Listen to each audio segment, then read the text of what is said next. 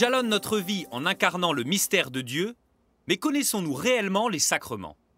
Si l'on revient à sa racine étymologique, sacramentum en latin veut dire signe. Nous croyons que par les sacrements, Dieu nous fait signe et nous interpelle. Par des moyens humains, il nous fait entrer plus profondément en relation avec lui dans son alliance.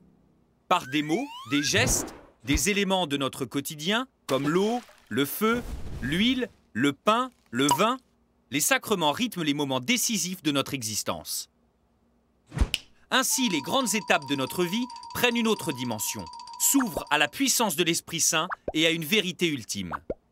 Le sacrement actualise le mystère du salut tout au long de notre histoire.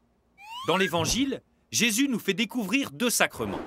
Il reçoit le baptême, puis baptise à son tour, invitant ses disciples à une naissance nouvelle. Il vous faut renaître d'en haut. Et il institue l'Eucharistie lors de la scène. Vous ferez cela en mémoire de moi. L'Église catholique en a progressivement reconnu 7. Le baptême, par lequel nous devenons enfants de Dieu, la confirmation, qui fait de nous des témoins de l'Évangile, le sacrement du mariage et celui de l'ordination, par lesquels Dieu sanctifie la croissance de l'homme, l'onction des malades, qui assure un soutien dans la maladie, la réconciliation, qui permet à l'homme de se tourner constamment vers Dieu et de renouer l'alliance avec lui, enfin l'Eucharistie, qui réalise la communion la plus intime avec le mystère pascal. Ces deux derniers sacrements sont à consommer sans modération.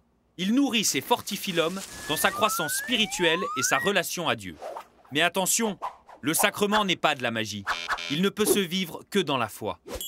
Les sacrements reçus deviennent alors de vrais points d'appui pour l'homme dans son chemin vers Dieu.